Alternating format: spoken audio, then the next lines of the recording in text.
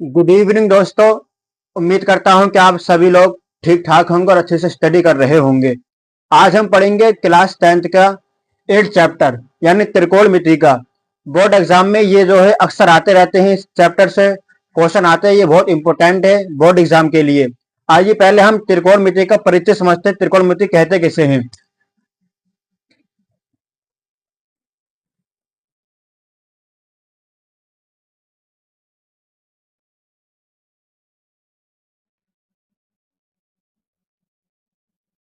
ये होता है त्रिकोणमिति।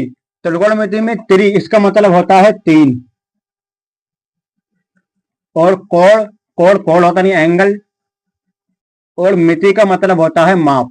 यानी तीन भुजाओं का ऐसी आकृति जिसमें जो है तीन कोणों का माप किया जाता है, तीन कोणों की आकृति को मापा जाता है, इसको त्रिकोणमिति बोलते हैं। जैसे हमारे पास ये एक त्रिभुज है, हमें जो है अगर लंब दिया होता है या आधार दिया होता है तो हम के को फाइंड करते हैं, के की वैल्यू निकालते हैं। और हमारे पास आधार दिया होता है और के दिया होता है तो हम लंब की वैल्यू को फाइंड करते हैं, निकालते हैं।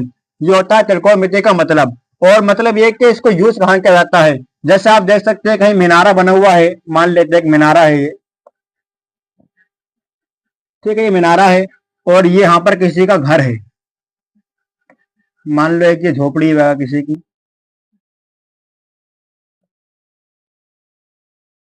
ये झोपड़ी मान लो किसी के घर है। अगर हमें ये भुजा दी हुई है और ये भी दी हुई है तो हमें यहाँ की लेंथ निकालने के लिए या इतनी लंबाई निकालने के लिए यहाँ पर कितनी दूरी पर स्थित है ये घर, तो हमें त्रिकोणमिति का यूज करते हैं। त्रिकोणमिति के फंडे को लेते हुए इसके हम लेंथ निकालते हैं। अगर हमारे पास ये निकालनी होती है तो हम भी इस त्रिकोणमिति के जरिए इस वाली लेंथ को भी निकालते हैं। यहाँ पर जो है त्रिकोणमिति का काम आता है। अब चलते हैं कि त्रिकोणमिति में 6 ऐसे दोस्त हैं जो आपस में मिले रहते हैं, जिनके बिना इस त्रिकोणमिति को ना समझ पाएंगे आप, ना ही कर पाएंगे। वो 6 दोस्त जो है मैं आपको लिखवा देता हूँ, ये बता देता हूँ पहले।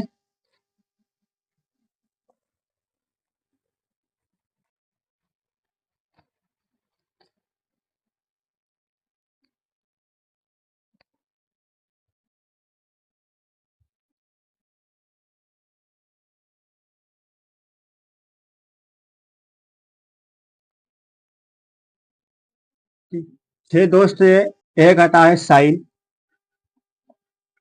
Theta, cos theta, tan theta,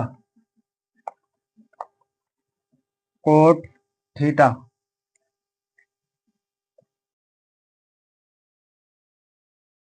sec theta, एक होता है कोसेक थीटा। ये 6 दोस्त ऐसे हैं कि जिनके बिना हम लोग त्रिकोणमिति को यूज में नहीं ला पाएंगे। इन 6 त्रिकोणमिति सर्व समीकरणों के जरिए ही हम त्रिकोणमिति को आसानी से कर पाएंगे। इसके तहत आने वाले क्वेश्चन जितने भी होंगे उसको हम आसानी से कर पाएंगे। इनके फॉर्मूले होते हैं, मैं आपको ट्रिक के जरिए इनके फॉर्मूले लिखवा देता हूं। एक होता है हमारे पास लाल बट्टे कक्का,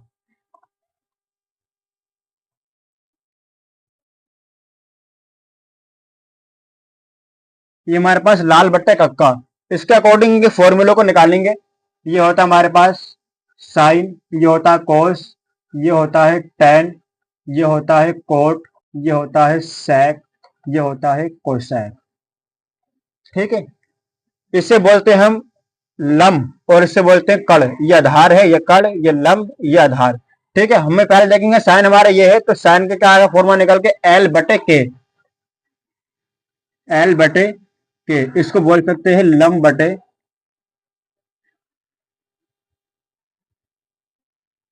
कड़, इस तरीके से भी लिख सकते हैं।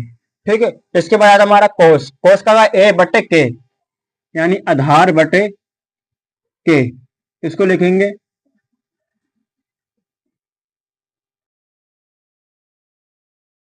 आधार बटे कड़। अब आता है टेन, हमारा टेन ये है यानी लंब बटे आधार, तो उसमें लिखेंगे एल बटे ए,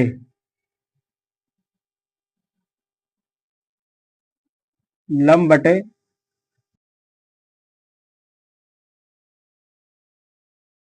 आधार। अब आता हमारे पास कोट। अब इसको ऊपर को नीचे से ऊपर की तरफ जाएंगे, यानी कोट की वैल्यू हो जाएगी हमारे पास A/L।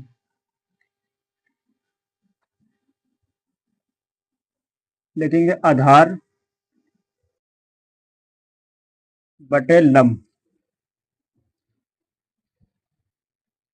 इसके बाद हमारे पास है सैक।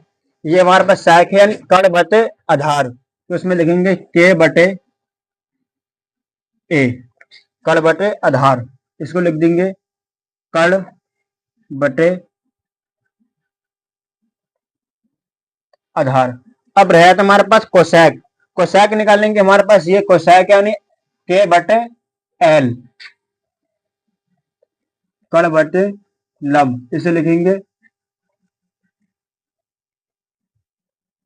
कण बटे लंब। ये है हमारे इनके फॉर्मूले।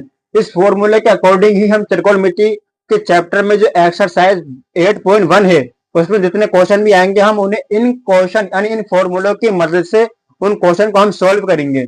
ठीक है, जैसे मैं आपको एग्जांपल 4 देता हूं कि हमारे पास दिया हुआ है, किसने बोला क्या है कि हमारे पास जो लंब दिया है हमें 3 और आधार दिया है 4, तो हमें बोला कि कण की वैल्यू फाइंड करें, कण निकाले। तो हमें इसे कैसे निकालेंगे? इसको निकालने के लिए हमें पाइथागोरस जी ने फॉर्मूला प्रमेय दिए जिसको बोलते हैं पाइथागोरस प्रमेय। वो आपको लिखवा देता हूं, पाइथागोरस प्रमेय।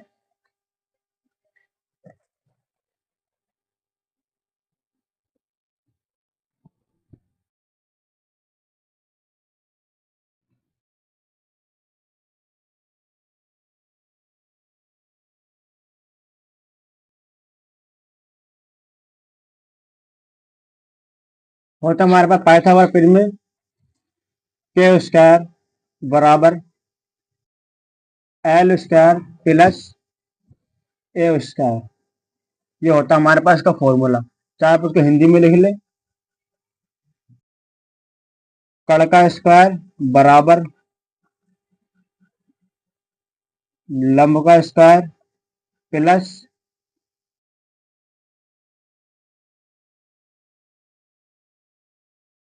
आधार का स्क्वायर।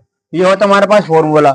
इस फॉर्मूले के अकॉर्डिंग ही एक्सरसाइज 8.1 के अंदर जितने भी क्वेश्चन आएंगे हम उसे सॉल्व करेंगे। ठीक है, कहीं हमें के की वैल्यू दी हुई होगी, एल की वैल्यू निकालेंगे, आधार भी दिया होगा, तो कहीं ऐसा होगा कि हमें आधार और लंब दोनों की वैल्यू दी हुई होगी, कल की वैल्यू निकालेंगे।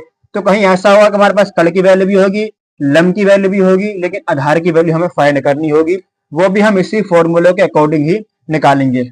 एक चीज मैं आपको समझा देता हूं, ये बात हमेशा याद रखना कि हमारे पास ये एक त्रिभुज है। ठीक है, इसे मान लो बी समकोण, नाम दे देते हैं डी। ये ए है, ये सी है।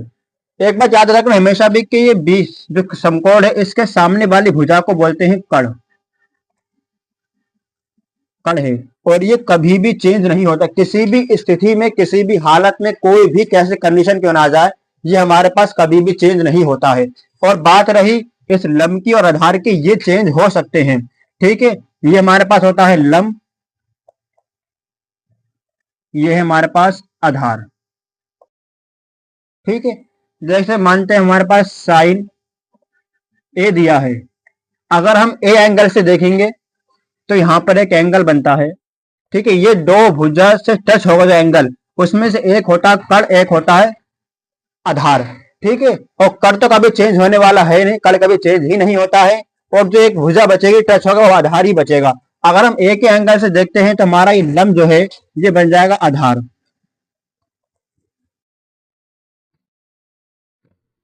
और ये हमारा आधार है, ये बन जाएगा लंब।